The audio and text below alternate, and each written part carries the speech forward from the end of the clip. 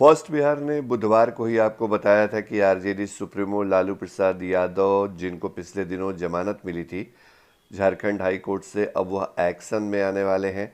लालू यादव ने अपनी पार्टी के विधायकों के साथ वर्चुअल मीटिंग करने का फैसला किया है। बिहार में कोरोना संक्रमण के बीच सरकार के फेल्योर को लेकर लालू यादव अपने विधायकों के साथ जुड़ने वाले हैं और उन्हें टास्क देने वाले हैं। अब हम आपको बता रहे हैं कि दरअसल लालू यादव अब किस मुहिम में जुटने वाले हैं या भविष्य को लेकर उनकी राजनीति अब क्या रंग लाने वाली है। दरअसल लालू यादव की जो प्लानिंग है वो बेहद खास है। राज्य में कोरोना संक्रमण के बीच जिस तरह नीतीश सरकार की विफलता सामने आई और एनडीए में जो तकरार देखने को मिल रहा है, उसके बाद लालू यादव अब विधायकों को यह मैसेज देने जा रहे हैं कि आप अपने क्षेत्र में रहिए, जनता के साथ जुड़कर काम करिए और साथ ही साथ सरकार की विफलताओं को उजागर करिए। कोरोना काल में सरकार की तरफ से जो दावे किए जा रहे हैं उनकी ज़मीनी हकीकत क्या है, इसको लेकर के एक्सपोज करिए ताकि भविष्य में जो जनता का जुड़ाव है वो आपके साथ रहे। लालू यादव नीतीश सरकार की विफलताओं को इसलिए भी उजागर करना चाहते हैं क्योंकि उन्हें ऐसा लगता है कि अब बिहार में बहुत दिनों तक बीजेपी और जेडीयू का साथ नहीं रहने वाला।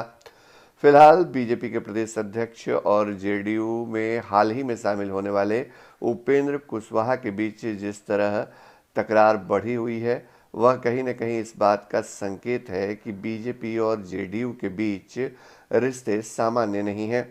अब लालू यादव को ऐसे में लगता है कि भविष्य में अगर नीतीश बीजेपी से अलग होते हैं या बीजेपी नीतीश से दामन छुड़ाती है तो वैसी स्थिति में बिहार में चुनाव हो सकते हैं।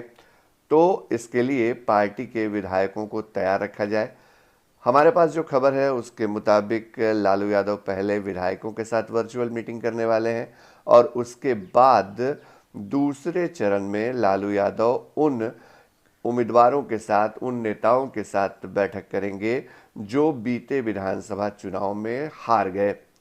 लालू यादव को पता है कि ज़मीनी तौर पर उनकी पार्टी की पकड़ कितनी मजबूत है, लेकिन कोरोना महामारी के इस दौर में और आपदा के बीच अगर लोगों के साथ जनप्रतिनिधि नहीं जुड़े रहेंगे तो इसका खामियाजा उठाना पड़ सकता है। लालू यादव इस मामले में कहीं न कहीं भारतीय जनता पार्टी पर भी नज़र बनाए हुए हैं।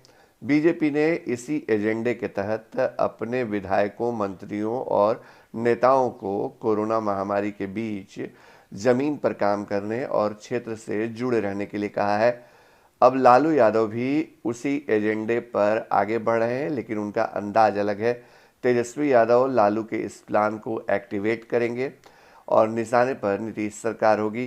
नीतीश सरकार के लिए चौतरफा मुसीबत बढ़ रही है क्योंकि एक तरफ बीजेपी उन्हें नीचा दिखाने का कोई मौका नहीं छोड़ रही, तो वहीं दूसरी तरफ लालू अब भविष्य की राजनीति को लेकर के प्लान एक्टिवेट करने में जुट गए हैं।